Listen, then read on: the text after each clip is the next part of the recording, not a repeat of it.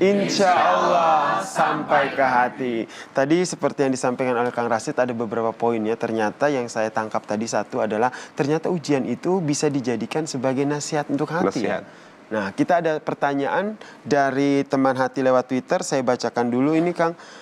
Assalamualaikum warahmatullahi wabarakatuh, Kang Rashid. Saya ingin bertanya, apa hukumnya bagi seseorang yang berdoa ingin mati karena ujian hidupnya begitu berat? Innalillahi wa inna ilaihi raji'un. Taib Kak Yasir. Hadis riwayat Imam Muslim menyampaikan, la yatamanna ahdukumul maut. Jangan engkau berharap kematian. Waliyad ubihi, dan yang engkau berdoa untuk meminta mati. Itu dilarang sebelum datang waktunya. Apalagi dengan niat karena ujian yang berat. Bagaimana untuk mati? Bahwa hidup adalah anugerah. Bagaimana untuk minta mati? Hidup itu sebuah kekayaan. Kenapa engkau minta kaya? Hidup itu sebuah anugerah. Kenapa engkau minta mati? Maka dilarang untuk minta atau berharap, bahkan berdoa untuk minta mati. Ada satu hadis di sisi lain, Rasulullah meminta, boleh engkau meminta mati, tetapi tidak katakan, ya Allah, matikan aku husnul khotimah. Itu boleh. Itu boleh. Tapi jangan tentukan waktunya. Allah yang menentukan. Maksudnya mintakan kepada Allah keadaan ketika aku meninggal. Mintalah, ya Allah, mampukan kami, doakan kami, dan hadirkan kami untuk dalam meninggal husnul khotimah. Satu. Yang kedua, boleh meninggal di kota Madinah. Nabi sedikit menganjurkan, kepada kita menganjurkan, boleh ya Allah, izinkan kami, anugerahkan untuk meninggal di kota Madinah. Boleh meminta itu. Seperti mendiang guru kami, Rektor Al-Azhar, Profesor Dr. Syekh Said Tontowi, Rektor Azhar Kairo Mesir, belum meminta, ya Allah, kami ingin sekali meninggal di samping Rasulullah SAW. Permintaan yang indah sekali. Allah menjawab doanya, beliau diundang ke istana bersama kepresidenan. Ketika hendak pulang ke Mesir, naik tangga pesawat, meninggal. Masih di kota Madinah.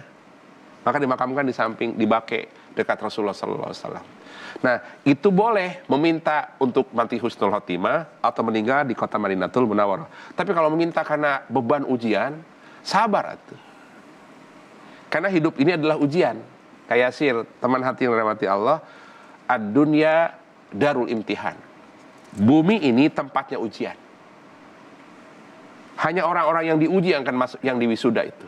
Orang yang tidak diuji tidak akan diwisuda. Orang yang diuji hanya orang yang di sekolah. Orang yang diuji hanya di kampus. Tidak mungkin guru matematika membawa ujian ke pasar. Guru matematika akan membawa ujian ke sekolah. Dan itu buat sekolah. Tetapi Allah punya aturan. Kalau guru matematika menguji kelas 3 SMP, dikasih kepada ujian kelas 6 SD. Yang Allah tegur adalah gurunya. Kalau nguji kelas 6 SD, jangan pakai kelas 3 SMP. Maka Allah akan menguji kita sesuai kemampuan kita. La yukallifullahu nafsan illa wus'aha. Allah itu akan menguji sesuai kemampuan kita. Tidak akan melebihi kemampuannya. Guru itu akan menguji kemampuan muridnya, tidak di atas kemampuannya. Dan yang diuji adalah yang di kelas, tidak yang di luar kelas. Yang dimaksud ini yang akan diuji adalah orang yang sudah syahadat. Asyhadu alla ilaha illallah wa asyhadu anna muhammadar rasulullah. Yang diuji adalah yang sudah syahadat, yang sudah masuk agama Islam. Yang di luar Islam bukan ujian, tapi azab. Beda azab dan ujian. Ada ujian, ada fitnah, ada musibat, ada azab. Kalau musibat ini kena kepada orang yang beriman, itu ujian. Kalau musibat ini kena kepada yang tidak beriman, itu azab atau musibat. Maka ketika ada ujian, sabar itu. Dia akan naik kelas, tidak mungkin diuji, dia akan diwisuda nantinya. Ya, punten sekali. Ujian itu ada 4 jenis. Kadang ujian itu berupa ketaatan. Dia jadi ahli hafal Quran, ahli tahajud. Ujian ketaatan itu. Itu ujian juga ternyata. Ujian. Coba kalau ujian taat tapi tidak ikhlas, ujian bagi dirinya. Kok ibadah tidak ikhlas? Supaya ujian taat lulus harus ikhlas, maka dia lulus. Yang kedua, kadang ujian itu berupa musibat. Meninggal suami, meninggal istri, meninggal anak, itu musibat. Maka berkatalah innalillahi wa inna ilaihi rajiun. Wong milik Allah kita ini. Maka ketika diuji musibat, sabar kepada Allah. Innalillahi wa inna ilaihi rajiun. Yang ketiga, kadang ujian itu berupa maksiat. dia menjadi golongkan masuk ke lembah hitam, masuk ke wilayah-wilayah maksiat, itu dia merana sebetulnya, pengen keluar dari wilayah itu. Nah, ketika engkau masuk ke wilayah maksiat, supaya lulus taubatan nasuha. Ujian, wajah ganteng, dompet banyak, motor Harley Davidson, itu mudah maksiat itu. Mudah sekali maksiat. Maksiatnya yang nyamperin dia aja. Mudah sekali. Maka penting sekali, orang yang maksiat itu kadang mudah. Mau nonton digratisin. Itu ujian bagi dia. Justru itu ujian. Ujian. Nah, ketika dia mampu maksiat, maka harus mampu taubat. Yang keempat, kadang ujian itu berupa nikmat. Naik pangkat, anak soleh, mobil 4 unit, posisi yang menyenangkan, itu nikmat. Nah, kadang ketika diuji nikmat, banyak yang tidak lulus karena sombong.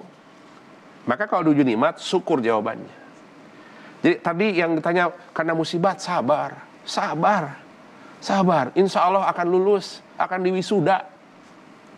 Maka penting sekali, sabar itu obat. Maka nasihat bagi hati, pelajarilah sabar untuk mengobati musibat. Pelajarilah syukur untuk lulus di nikmat. Pelajarilah taubat untuk lulus di maksiat. Pelajarilah ikhlas untuk lulus di taat.